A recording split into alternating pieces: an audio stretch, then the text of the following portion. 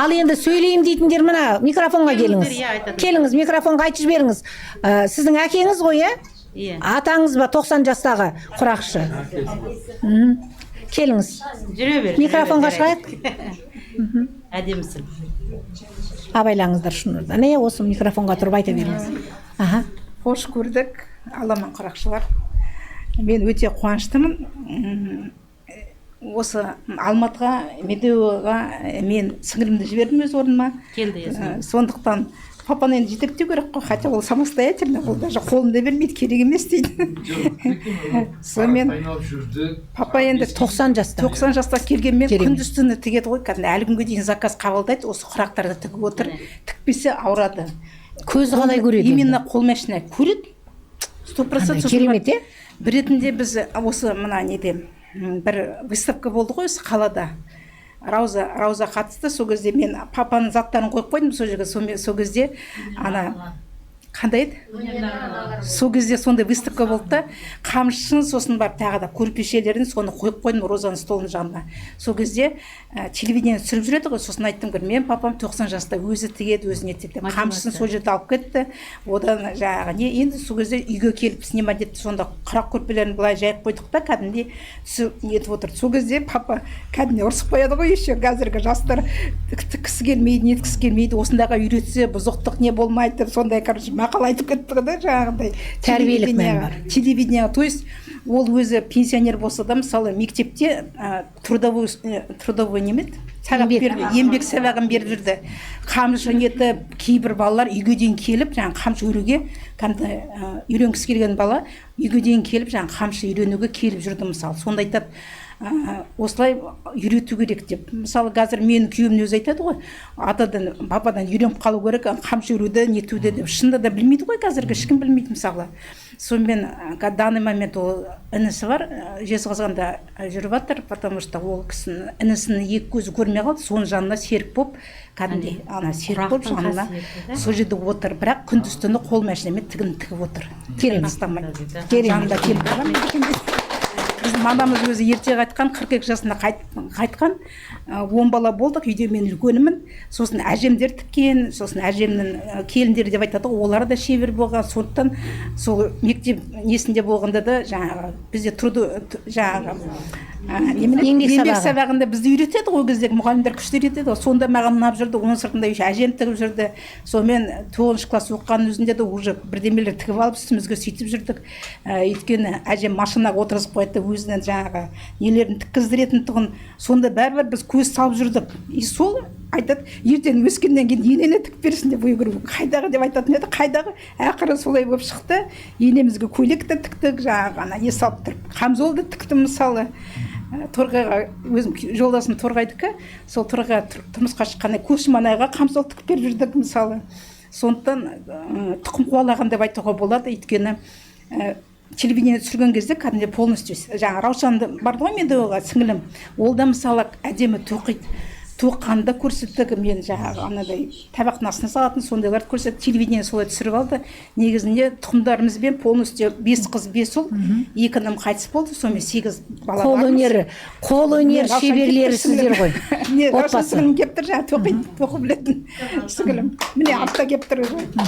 Алматыға барған, жаңағы папамды жетектеп алып барған. Жақсы, рахмет. Сол семьямызбен қол өнерде бармыз, короче, жақсы көреміз. Жақсы. Рахмет көп. Рахмет сізге. Батасын алдық қой ол кісі үйдеуде. Алатаудың бауырында тұрып.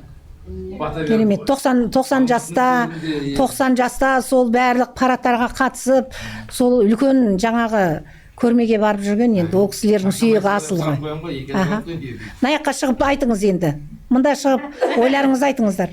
Микрофонға айтыңыздар. Мында отырғаныңыз естілмейді, шығып айтыңыз. Сіз қалай келдіңіз осы өнерге? Айтып жіберіңіз.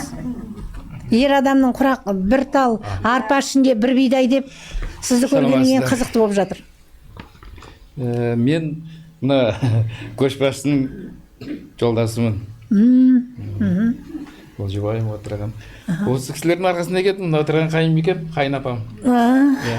Ол кісілер жаңағы 2023-тен бастап тіге бастады. Мынау 2000-на көрсетіп тұрған көк мына ши құрақтар ғой.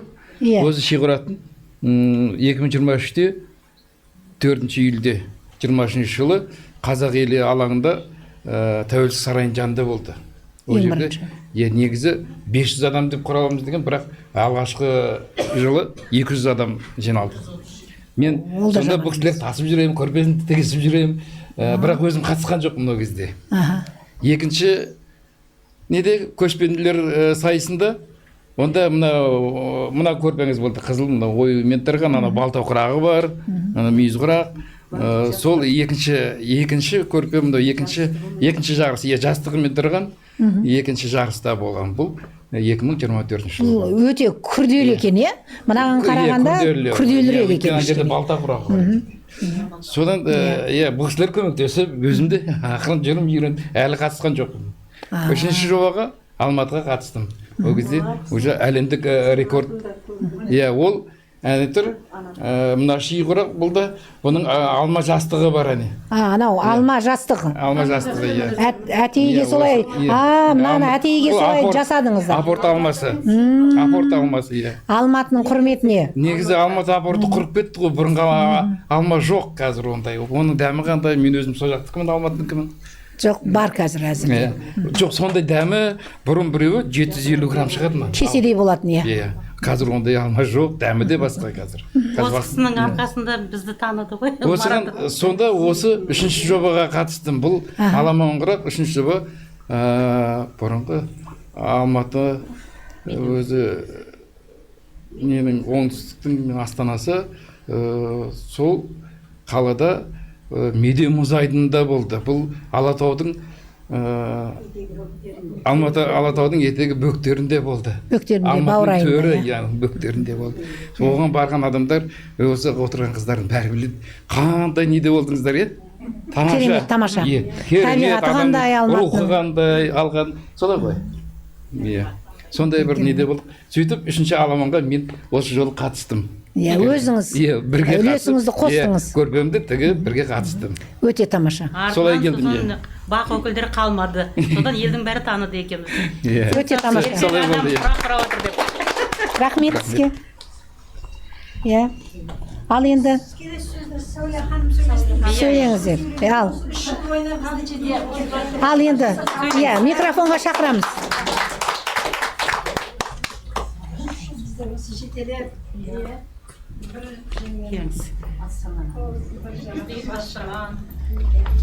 Қайырлы күн, құрметті сүйікті командам.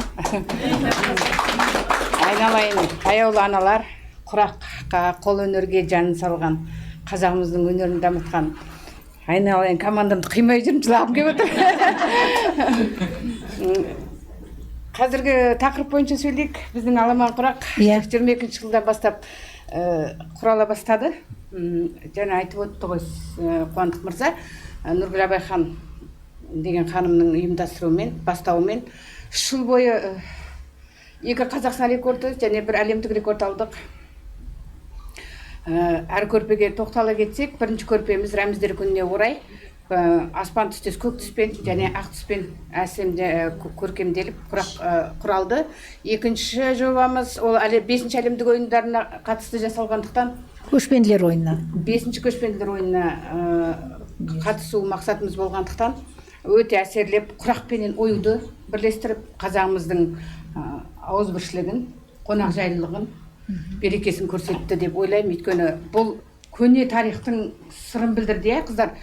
Бізде бұл көрпелер жайған кезде Тай қазанның маңайына бұл көрпелердің әдемі нақышы қызылменен жаңағы 4 құлақ мүйізімізді, қошқар мүйізді, жаңағы өсімдік түстес жасылды да қосып үйлестірілгендіктен балта құрағымыз бар. Балта деген өздеріңіз білесіздер, көне кездегі біздің ата-бабамыздың құралы ретінде сыйлықпен екеуі ұштасып, ою мен құрақтың ұштасуымен біздің Тайқазан жанындағы жайған 450 көрпеміз кең даладай, қазақ даламыздың кеңдігін көрсетті. Өте керек. Осында отырған әппақ аналарымыздың ақтығын көрсетті. Аналарымыздың болашаққа деген, болашақ ұрпағына деген үміттерін оятып, балаларына осы бүкіл жақсылықты тәрбие ретінде құрақ үйренсін деген ниетпенен жанын салды. Жаңа айтып жатыр ғой Қуандық мырза, бір кереметтігі бұл жерде біздің аналарымыздың, қазақ аналарымыздың өз ақшаларымен өздері қолдап, волонтер дегеніңіз тура келіп тұр, дұрыс айтасыз. Ешқандай ешкімнен көмек күтпей, аналарымыз болашақ ұрпақ үшін ана деген аттарына сай керемет аламан үшін қызмет етті.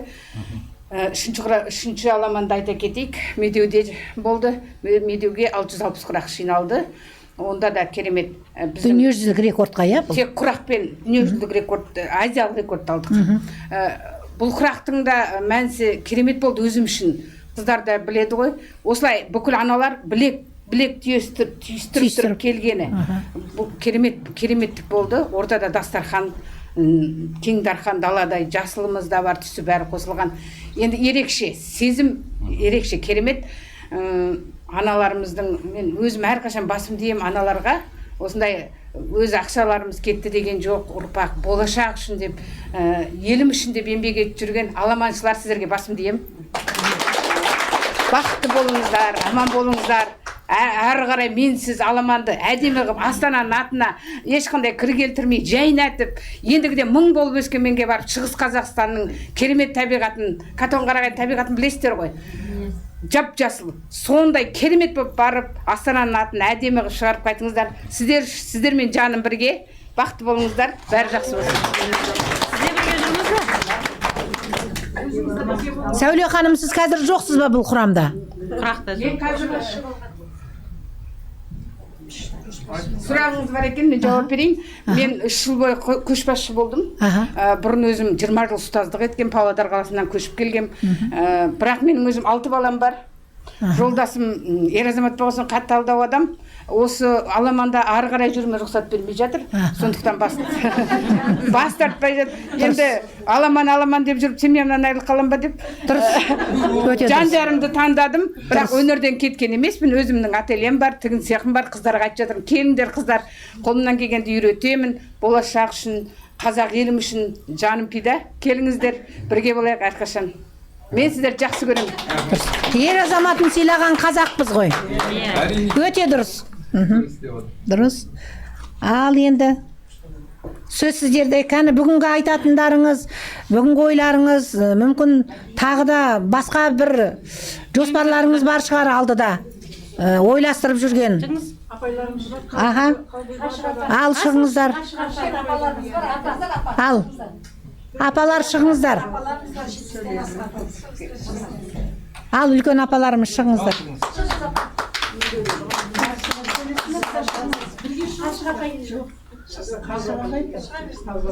Абайлаңыз.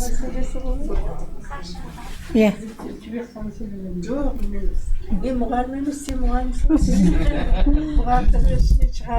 Сәлеметсіздер ме қазақ елі, сәлеметсіздер ме құрақшы, сүйікті, сұлу да, әйбат қыздар, аман барлықтар, Қуандық мырза, сізге де ризамыз, сәлеметсіздер барлықтарыңызға, сізге сәлем.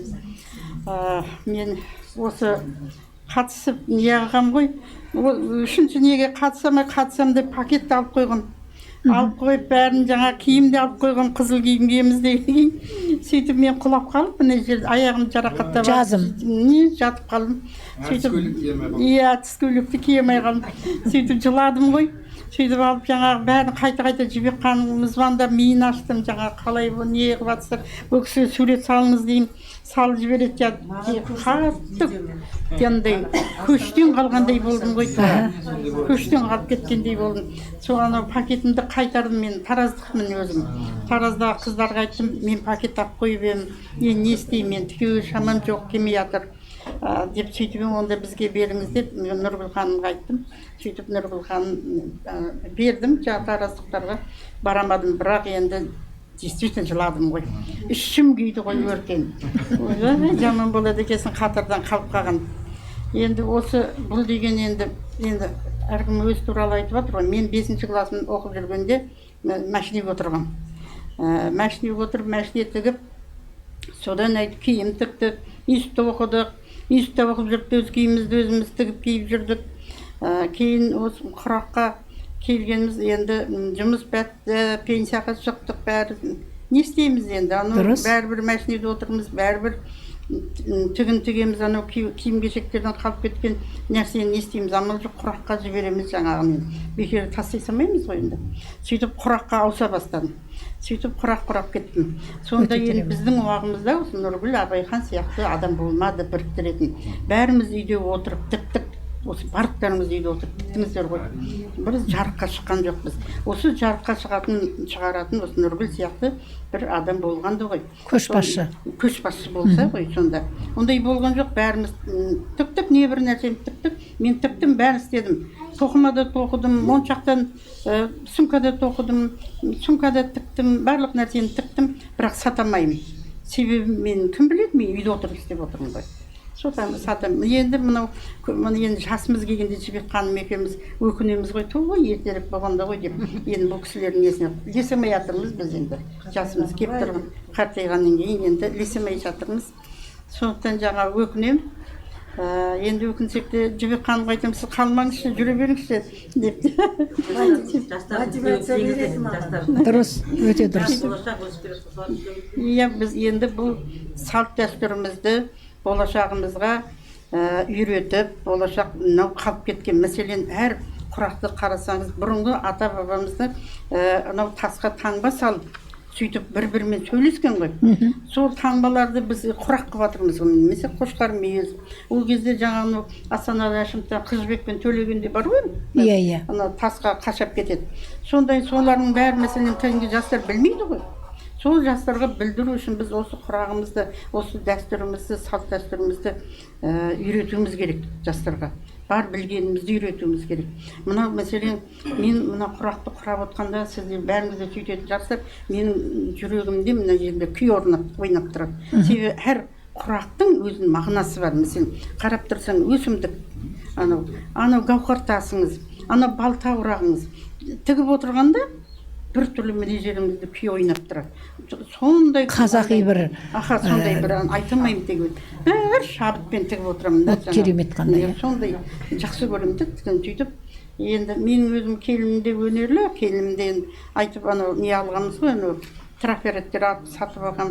Сол кейіннен айтсам келін, мама сіз сияқты жасым келгенде отырмасам қазір отырмаймын ғой деп қойып. Сондай жастарға үйретіп жатырмыз. Дұрыс. Қыздарымызға, немерелерімізге үйретіп жатырмыз білгенімізді. Бұл білгеніміз осы неге қатысқаннан мен білгеніміз неме? 19, білмегеніміз 99 деген бар екен ғой. Дұрыс айтасың. Бір-біріңізді үйретіп жүрсіздер. Үйретіп жатырмыз, аха. Сол рас екен. Менің көзім ашылды. Осы неге келіп талай нәрсе үйрендім. Жібек ханым айтпақшы, ойбай, мен деген 40 жыл бұл кісі неде болған ғой, жаңа бухгалтер болған. Сөйтіп енді құраққа отырып, қызығып құраққа. Жаңағы мына кісілерден көп нәрсе үйреніп жатырмын деп, енді өзіңіз айтсаңыз соның бәрін. Аха. Сол жаңағы енді көп нәрсені біліп жатырмыз мәселен. Мен көбінесе ши құрақты тікпейтінмін. Себебі анау майда деп неғылмайтын онша. Оюды оятынмын. Кейіннен қызықтым ғой ши құраққа. Қайта жылдам болып қала деген, ана гүлді бітірем, мына гүлді бітірем деп отырғанда, жаңағы жылдам бітіп қояды екенсіз. Мен көбінесе ою тігетінмін бұрын. Сол енді қазір жасым 73-те. Өте керемет. Енді мына кісілер өскенге барамын десе, өскенменге қызығып отырмын. Жассыз ғой әлі қатысасыз ғой. Апа, үйде отырып тіге бересіз. Иә, үйде отырып тіге бересіз, оған жүрудің қажеті жоқ. Тігіп баратын кезде бірақ самолетке отырасыз, ұшып барасыз. Кейін өкініп қалдым. Анау Алматыға отырып алып тіге беріп, мәшинемен аяғым сынса, ненің столдың астында ғой. Иә, дұрыс айтасыз. Тігіп біреуден беріп бермегенімді айтып Қабая. Келуіңіз керек, 90 жастағы жігіт келді. Енді 90-да жігітті көрмей қалдық еді. 90-да кісі. Келесі құраққа қатысады деген үміттеміз. Өзімде үмітім бар, бірақ аламанға. Кім біледі, ертең күніме жауап бере алмаймын ғой. Алла біледі. Алла біледі ғой енді. Бәрі Аллам. Ал қыздар, құлшыныстарыңды қайтпаңдар өзім алға, тек қана алға, жастарға осы алға, тек қана алға. Елімізді дамытып, мына кісі айтпақшы, бүткіл шетелге танымал болайық, біздің құрағымыз шетелге танылсын. Құрақ деген ол жайынан құрақты қазақ өте қатты сыйлаған, мынандайдан құрал деген сөз. Дұрыс, бас құрау деген. Мен жасау тіксем, елдер мен өзіме оңай ой тігіп берейінші десем, жасау келген адамдар айтады, маған құрақ бер дейді. Тапсырыс. Кішкентайынан құралсын деген. Дұрыс айтасың. Сондай. Иә, Қыздар, біздің. қалаймыз? Алға ма? Рахмет. Сізге де рахмет. Жеңісхан енді админдің құтты болсын. Білмеген жерің болса Сәуледен сұрақ қоясың. Сәуле біздің ол молодец, жақсы болды. Ой, сұрайды жаңағы мен алтақұрақты тіккенге қиналдым. Сөйтіп, ой, Сәуле, мен аштым ғой. Мынауың ұзын болып кетті, білсем, мынау менің көрпем дәу болып кетті. Қанша 90 екіден асып кетті. 260 па, 75 па, оны Бірдей қылып шығару оңай емес. Оңай емес. Анам бірдей. Мынау ең күрделі, мына көшпенділерге тіккен құрақтарыңыз ең күрделі екен, иә, мынау. Бірнеше нені қосып, құрақтың басын қосып шығарғансыздар, иә? Мен бір ретте тігіп бітірдім. Қандай керемет. Сіз енді бұғалтырсыз ғой. Иә. Мен физика, математика. Бұғалтырлар мықты екен дегенмен, иә? Бірақ мен мектепте өзімнің немнен Қазір мында шығып айтасыз соны. Сіз шығып айтыңыз енді. өзімнің немнен бөлек мен еңбек сабағынан да сабақ бердім. Мен физикпін өзім. Бірақ мен мұғалімдер менің қол өнерім болғаннан кейін маған мектепте 5 машина алып берді, аяқ машина.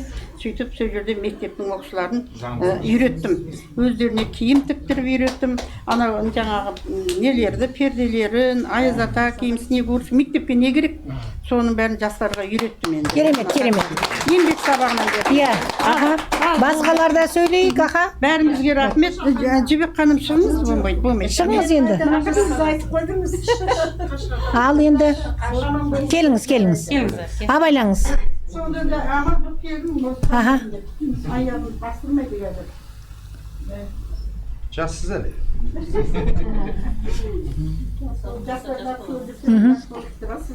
Мен сөйлеймін деп ойлаған жоқ едім. Ал айтып беріңіз. Қолдаватыр, сөйлеңіз деп.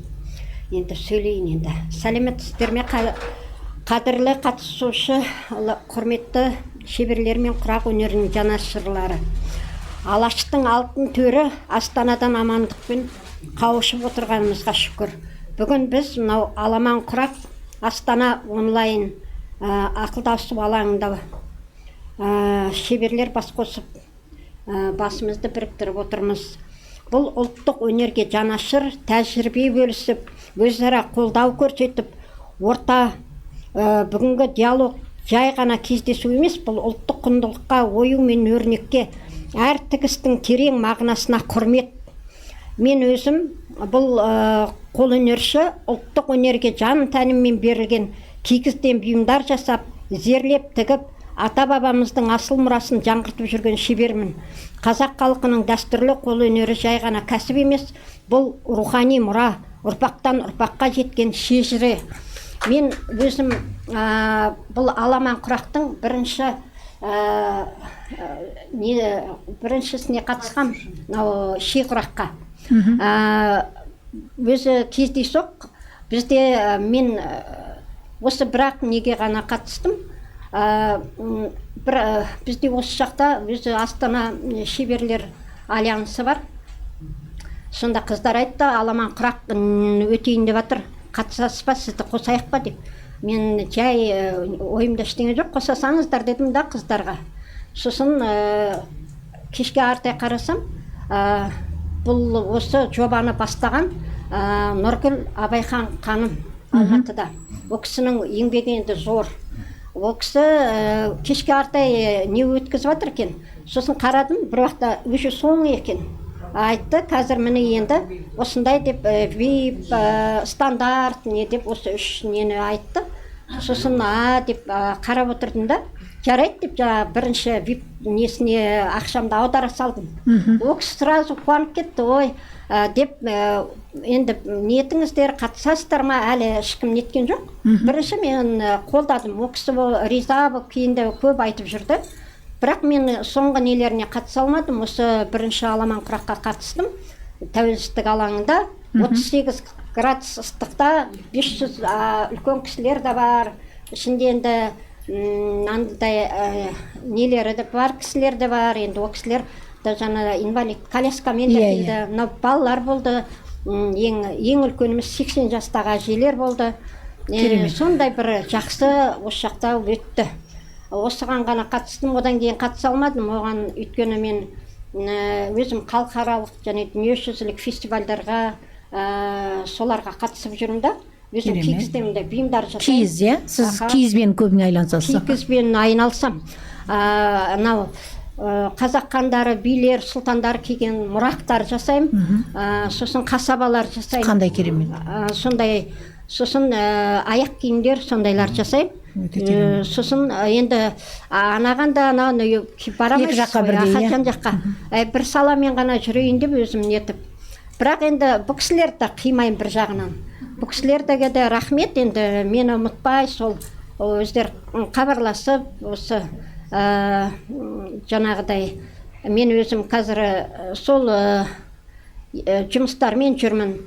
Негізінде құрақ деген өте жақсы ғой. Ол біздің кезінде аналарымыз құрақпенен үйде отырып құрақ құрады.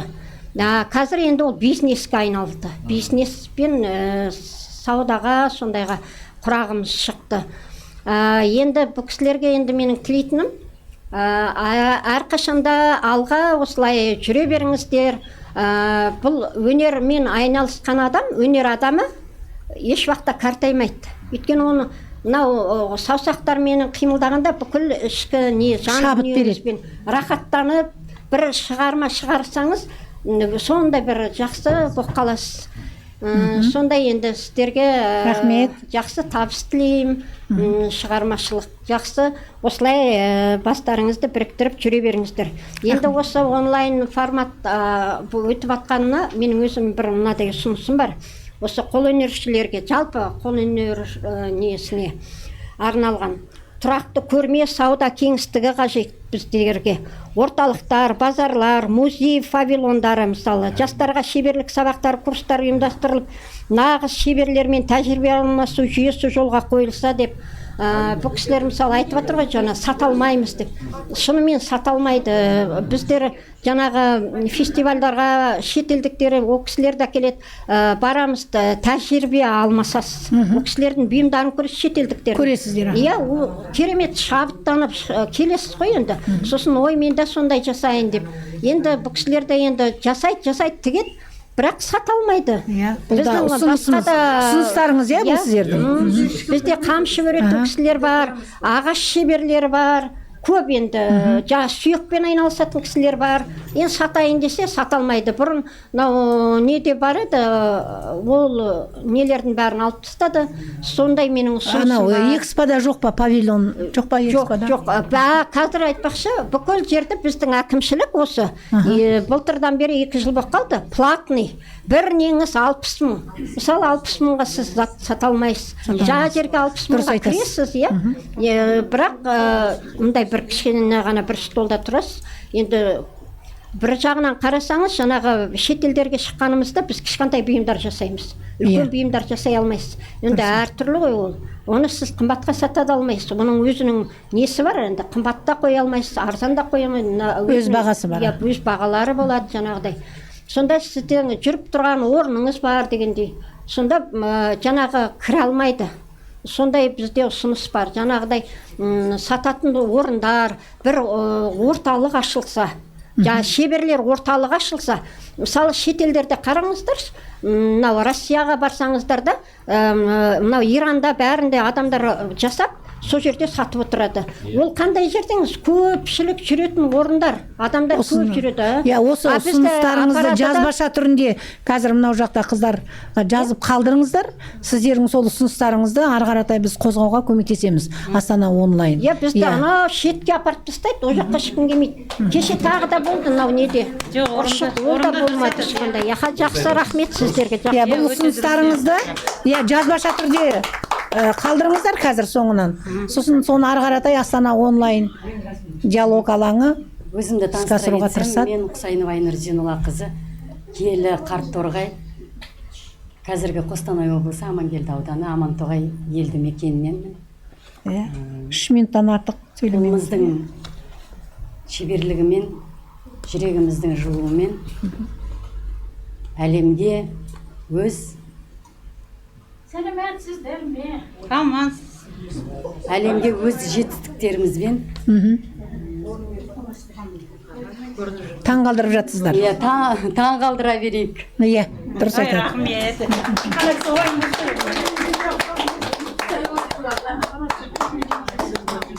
Айтыңыздар ойларыңызды, шығыңыздар.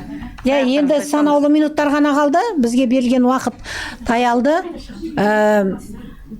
Құрметті, жаңағы сіздердің айтқан ұсыныстарыңызды жазбаша түрінде қазір осының соңынан жазбаша түрінде қалдырыңыздар. Өйткені Астана онлайн алаңы сіздердің сол ұсыныстарыңызды ары қаратай жүзеге асыруға көмектеседі.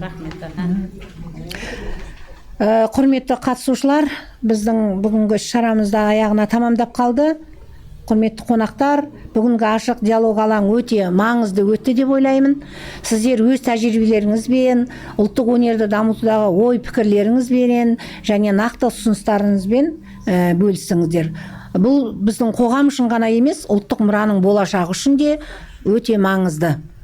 Біз Аламан құрақ жобасының Астана қаласындағы қатысушыларының белсенділігін, шығармашылығын және өнерге деген сүйіспеншілігін бүгін тағы бір мәрте көрдік. Ұлттық қолөнерді жаңғыртып қана қоймай, оны жаңа формада дамытуға деген талпыныс сіздердің жұмыстарыңыздан айқын байқалды. Бұл диалог алаңының мақсаты бірлескен ой, шынайы диалог және өзара қолдау алаңын қалыптастыру. Бүгінгі пікірлер мен ұсыныстар алдағы жоспарды нақтылауға, жаңа жобаларды бірге іске асыруға жақсы негіз болады деп сенеміз. Құрметті қауым, қатысып, белсенділік танытып, өз үлестеріңізді қосқандарыңыз үшін үлкен рахмет. Астана қаласы әкімдігі ішкі саясат басқармасының қолдауымен ұйымдастырылып отырған бұл кездесу тек бүгінгі шара емес, алдағы бірлескен жұмыстың бастамасы. Ұлттық өнерді дамыту, жастарды қолөнерге тарту, дәстүрді сақтап қана қоймай, оны жаңа деңгейге көтеру біздің ортақ міндетіміз. Сөз соңында баршаңызға шығармашылық шабыт, табыс, әр отбасыңызға береке тілеймін. Біздің келесі кездесулерімізде осындай ашық, мазмұнды әрі нәтижелі болсын деген тілегіміз бар. Келгендеріңізге, назар қойып тыңдағандарыңызға көп рахмет. Бізде барлық облыстарда осы құрақшы Сіз мына жаққа шығып жаңа сөйлеңіз дедім ғой.